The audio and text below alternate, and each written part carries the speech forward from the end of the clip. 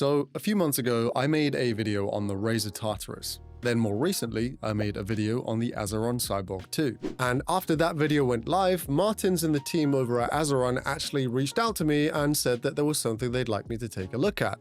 And that was the Azeron Keyzen. Now, before we go any further, I do want to make it clear that Azeron did send this out to me. However, this video is not sponsored and Azeron do not get any input on what I'm about to say. It is based exclusively off of my experience with the device over the last 4 to 6 weeks. Now, with that said, I do also want to say that I now have an affiliate code with Azeron, code BigWynter at checkout, if you do decide to pick one up for 5% off and to support the channel. But as always, my aim is to give my honest thoughts regardless. Now, if you've ever looked at one of these things or anything like it, you probably have a couple of questions. What actually is it? How long would something like this take to learn? Is it actually better than a normal keyboard? And ultimately, is it worth the money? So after spending the last month or so gaming and using it more generally, let's talk about it. So first things first, what actually is this thing? Because unlike a traditional gaming keypad, the Keyzen is trying to do something a little bit different. At its core, it's Azeron's attempt to make a more ergonomic gaming keyboard. You've got Cherry MX switches in your choice of red, brown, or blue. You've got a Hall effect thumbstick. You've got 32 mappable inputs, DSA keycaps, and up to 6 onboard profiles with many more software. But the biggest difference compared to a normal keyboard is that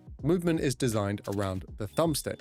You can absolutely bind movement to the keys if you want to, like WASD, but I think most people are probably just going to end up using the thumbstick. And honestly, I think that's where a lot of the appeal comes from with a device like this. If you're coming from keyboard and mouse, yes, it gives you something different. If you're coming from controller, you've immediately got something familiar sitting under your thumb. And it sits somewhere between those two inputs, and that is exactly what Azeron was aiming for. So first impressions, when this thing first arrived, I was actually very excited to get my hands on it because I actually nearly bought the Keyzen over the Cyborg 2 in the first place. And after spending time with other gaming keypads, I was very curious to see what Azeron's take would be on a keyboard replacement and what that would feel like. And one thing I noticed immediately though was that it actually felt far more familiar than I'd initially expected. The Tartarus still felt mostly like a keyboard. The Cyborg felt like learning an entirely new device, and the Keyzen, at first glance, is somewhere between those two. And I think that's actually one of its biggest strengths, because despite looking unusual, you already understand most of what you're looking at. You've got keyboard switches, a thumbstick, and a vaguely familiar layout. And because of that, it doesn't feel nearly as intimidating as something like the Cyborg did when I first took it out of the box. Now, that doesn't mean that there isn't a learning curve, there definitely is, but I think most people are going to feel less overwhelmed on day one than they might expect to. Now, one of the biggest questions I tend to find people have with a device like this is,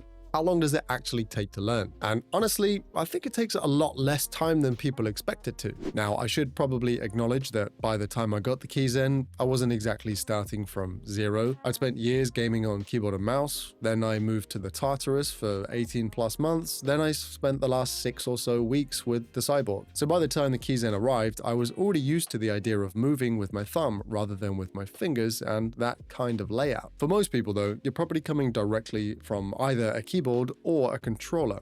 And honestly, I don't think either is necessarily a huge disadvantage. If you're coming from controller, you've already spent years moving with your thumb. So that part actually feels surprisingly natural. If you're coming from keyboard and mouse, the thumbstick is obviously the biggest adjustment, but because the overall layout and interaction feels much closer to a traditional keyboard than it might initially look, I actually think most people would adapt pretty quickly. For me, the first few days were mostly about figuring out where everything lived, not necessarily how to use the device. And I'd honestly say if you are playing regularly, you'll probably feel comfortable within a week. And if you're putting in serious time into games, I'd expect most people to have proper muscle memory built up by the end of the second week. Because despite how unusual this might look, the Keyzen is actually a lot more intuitive than it appears. And I think another question that people naturally tend to ask is, will it actually make me better at games? And honestly, no. I don't think so, at least not at first. In fact, I'd actually argue the opposite. For the first few days, maybe even that first week, you're probably going to play a little bit worse. You're building completely new muscle memory. You're thinking about where buttons are, you're probably second-guessing yourself, and that's completely normal. But once that learning curve is out of the way, I don't think the Keyzen magically makes you a better player. I think it allows you to play to your own potential much more comfortably. Everything is close to your fingers, your hand is in a much more natural position, and you've got your movement just under your thumb. And because of that, I find myself thinking less about my inputs and more about the game itself. So no, I don't think buying a Keyzen suddenly makes you cracked at Apex overnight, but once you've adapted to it, I do think it's a more comfortable and ergonomic way to play for longer sessions. Now, the next question we're going to take a look at is, isn't it a pain to set up? To be honest with you, yeah, it is a little bit, but it is worth taking the time to do it properly, because once you do have it dialed in, you won't actually have to adjust it again. One thing I think is easy to miss when looking at photos of the Keyzen online is just how adjustable it actually is. For each finger, you can adjust the width between the rails and the depth of those rails. So you're not just performing hand acrobatics to reach around the device, you're actually fitting the device to your hand. You can also adjust the thumbstick position, its angle, and the placement of the buttons surrounding it. So there is quite a bit of flexibility to dial things into your liking. Now, if you've watched my Cyborg video, which probably be on screen right now, the Cyborg still has the edge when it comes to pure adjustability. That device just allows adjustment in a couple of extra dimensions. But honestly, the Keyzen is still incredibly customizable compared to pretty much anything else on the market. Now, Azeron actually sent me both the flat and the curved palm rests. I've mainly been using the flat version with the Keyzen so far, and initially wasn't so sure about it. The hand position feels different to what I was expecting, and honestly, what I was used to with the curved palm rest I was using on the Cyborg. Your hand definitely sits much flatter, it's more open, and because of that, some of the outer buttons initially felt further away than I'd expected. The best comparison I can give, I think, is reaching some of those buttons feels a bit like reaching towards the F keys or the number row on a keyboard. It's not exactly difficult, it's just a bit different.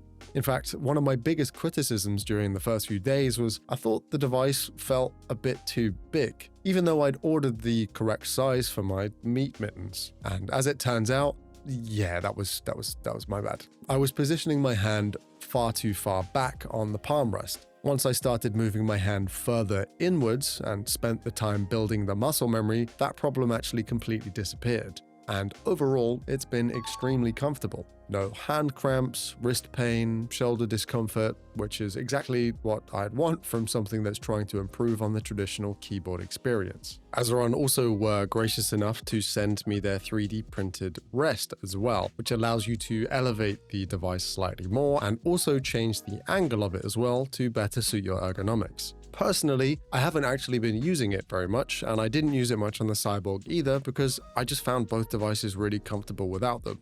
Now, one of my favorite things about the Keyzen is definitely the thumbstick, and I think it's the biggest reason why most people would consider buying one in the first place, particularly if you're coming from controller and you want to move to PC, because you've immediately got something familiar that you can ground yourself with. Like I said, you can use it in analog mode like a controller, or you can use it in WASD mode. For me, I've continued using it in that WASD format, mainly because I play a lot of Apex, Marathon, other shooters where I like the snappy responsiveness. I did spend some time trying analog movement as well, and whilst it definitely felt more natural in some games, I still found myself gravitating back towards WASD because it's what I'm used to after years of PC gaming. Plus, it depends on the game, but some games actually don't support both analog mode and keyboard inputs, and in certain games you'll see that the glyphs will switch between controller and keyboard inputs, and it can be a little distracting sometimes. So check the game before you set your profile. And one more thing I do want to mention is the thumbstick itself.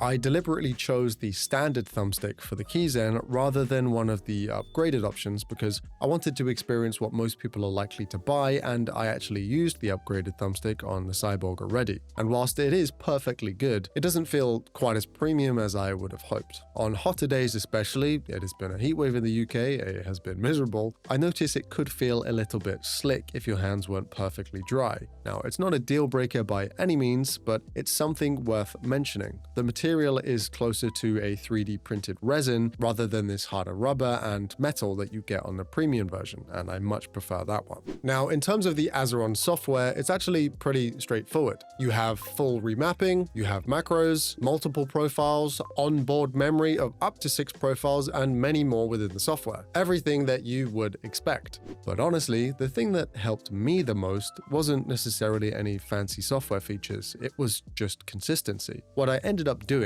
was giving each finger its own job. For example, jump is always going to be in the same place. Sprint, crouch, reload, and other common actions. So no matter what game I'm playing, it all can fit into one default profile. So when I do play a new game, I'm not relearning controls every single time. I'm just moving game-specific abilities around that default template. I think it's one of the biggest reasons why I happen to adapt to the Keyzen so quickly, because muscle memory isn't really about remembering buttons, it's about teaching each finger a role. And whilst you can automatically swap profiles based on the game or the program that you're running, I like my default approach. But feel free to check the Azeron Discord as well, as people tend to share their profiles to be imported in there all of the time, and they're pretty good. And another thing that I tend to see online with Azeron products in general is the big question, isn't it just 3D printed? To which I'll say, yes, it is 3D printed, and in certain places you can most definitely tell. But just like with the Cyborg, the overall package feels excellent. You've got tools for all of your adjustments, you've got spare parts, different accessories, and plenty of customization options. And whilst there is a little movement in some places, I genuinely think that's more of a consequence of it being adjustable rather than poor 3D build quality. And finally, the biggest question of them all, is it actually worth the money? Because Azeron products are not cheap. And for me, yes, I think it is, but not because I think you should throw away your keyboard, especially because you're going to need one in your day-to-day life anyway, and not because it is some magical device that is going to instantly make you a better player. I think it's worth it because it solves the specific problem. If you're perfectly happy on keyboard or controller, you probably don't have that problem, and you probably don't need one. But if you've ever found yourself wanting something more ergonomic, something more comfortable, and something that bridges the gap between controller and keyboard a little better, then the Keyzen is a really interesting option here. And to be honest with you, the longer I've used it, the more I've liked it. Now, if we're looking beyond the Keyzen, I'm sure there are probably a couple of you out there with a very similar question. How does it stack up compared to other gaming keypads that I've tried? And well, that's actually exactly what a couple of my next videos are going to be about, because I've now spent meaningful time with the Razer Tartarus, the Azeron Keyzen, and the Azeron Cyborg. So the next step is putting them head to head and figuring out which one I think is right for different types of players, because I don't think there's necessarily one perfect answer for everybody.